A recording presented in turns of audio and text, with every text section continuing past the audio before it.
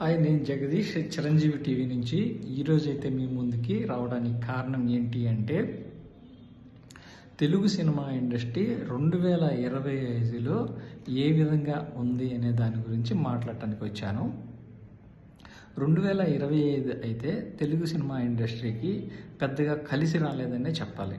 ఎందుకంటే దగ్గరగా 125 నుంచి 150 సినిమాలు తెలుగులో రిలీజ్ అయితే, ఆ సినిమాల్లో ఒక 10 సినిమాలు మాత్రమే ప్రేక్షక ఆదరణ పొందాయి, ప్రొడ్యూసర్స్కి లాభాలు తెచ్చిపెట్టాయి. మిగతా సినిమాలన్నీ కూడా ఆశించినంత మేర విజయాన్ని సాధించి పెట్టలేదు.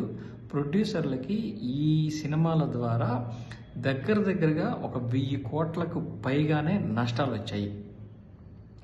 అయితే ప్రొడ్యూసర్స్కి ఇంత నష్టాలు వచ్చినా వాళ్ళు సినిమాలు మళ్ళీ తీయడానికి ఏంటి కారణం అంటే, వాళ్ళకి సినిమా మీద ఉన్న మక్కువతోటి వాళ్ళు అప్పులు చేసి కూడా సినిమాలు తీయటం, సినిమాలు ఆశించినంత మేర ఈ సినిమాలు ఆడకపోవడం, ముఖ్యంగా ఐబొమ్మ, మూవీ రూల్స్, ఇంకా కొన్ని ఆన్లైన్ ప్లాట్ఫామ్స్లో సినిమాలని పెట్టేటి ద్వారా సినిమా ఇండస్ట్రీకి అయితే ఎన్నో నష్టాలు అనేవి వస్తున్నాయి.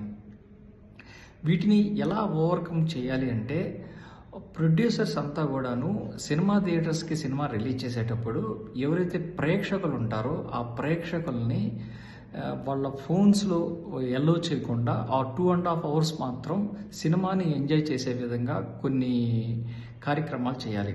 అది ఎలాగంటే, ఇప్పుడు చిన్న సాఫ్ట్వేర్ కంపెనీస్ వాళ్ళు ప్రొడక్ట్ ఎక్కడ బయటికి వెళ్తుందోనని, వాళ్ళ కోడ్ ఏ విధంగా అయితే బయటికి వెళ్తుందోనని వాళ్ళు ఏం చేస్తారంటే, మొబైల్స్ని ఆఫీస్కి లాగిన్ అయ్యే ముందే మొబైల్స్ అన్నిటినీ కూడా లాకర్స్లో పెడతారు. ఆ విధంగా సినిమా హాల్లో కూడా లాకర్స్ క్రియేట్ చేసి ప్రతి మొబైల్కి ఒక టోకెన్ ఇస్తే ఎవరి మొబైల్ వాళ్ళు ఆ లాక్ తీసుకొని ఆ టోకెన్ ద్వారా సినిమా అయిపోయిన తర్వాత మళ్ళీ తీసుకోవచ్చు. ఇది ఒక విధంగా సినిమాలని కొంతమేర, అంటే పూర్తిగా దీన్ని సినిమా పైరసీగా అవ్వకుండా ఆపచ్చు అని నేను చెప్పను, కానీ కొంతమేర ఆపటానికైతే స్కోప్ అయితే ఉంటుంది ఈ విధంగా సినిమా హాళ్ళు కనుక చేయగలిగినట్లయితే. పెద్ద హీరోలు సినిమాలు కూడా ఆశించిన మేర 2025లో ఆశించినంత మేరకు ఆడలేదు. సినిమా ఇండస్ట్రీలోకి ఎవరైనా రావాలి అనుకున్న వాళ్ళు, సినిమా ఇండస్ట్రీలో ఏల్దాం అనుకొని సినిమా ఇండస్ట్రీలో దర్శకులుగా, నిర్మాతలుగా లేదా ఆర్టిస్టులుగా వెళ్దాం అనుకొని వచ్చే వాళ్ళకి ఒక సలహా ఏంటంటే, దయచేసి మీ ఆలోచనని మార్చుకొని మీరు వేరే ఏదైనా ఇండస్ట్రీ పైన అడుగులు వేయటం అనేది ఉత్తమమైన మార్గం. ఎందుకంటే 2025లో దగ్గరగా 120 పైచిలుకు సినిమాలు రిలీజ్ అయినాయి.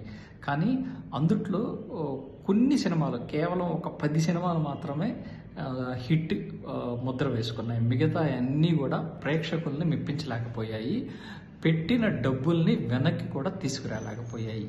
దగ్గరగా 1000 కోట్లకు పైగానే నష్టాలని చవి చూశారు నిర్మాతలు. పెద్ద నిర్మాతలు కూడా సినిమాలను తీయటం అనేది ఆపేశారు. కొత్తగా వచ్చేవాళ్ళు సినిమా ఇండస్ట్రీ చూడటానికి చాలా బాగుంటుంది, అందంగా ఉంటుంది అని అనుకుంటారు.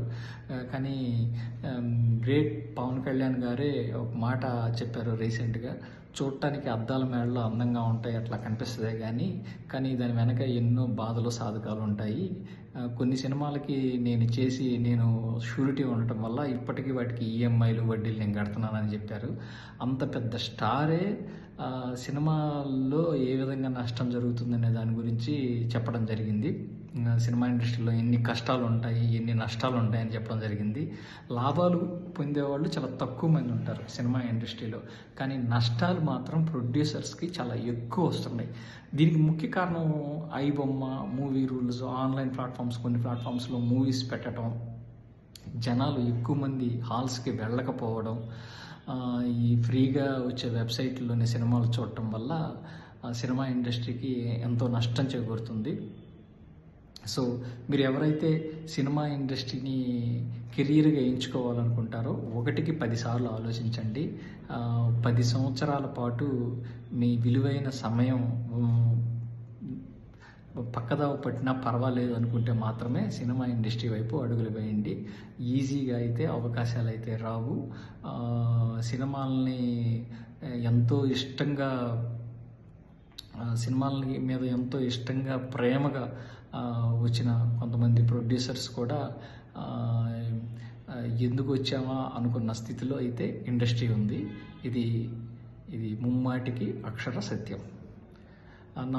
నా ఎనాలిసిస్ మూవీస్ మీద మీకు నచ్చినట్లయితే సబ్స్క్రైబ్ చేయండి. మరిన్ని మూవీ అప్డేట్స్ కోసం చిరంజీవి టీవీ యూట్యూబ్ ఛానల్ని ఫాలో అవుతూ ఉండండి. Thank you so much.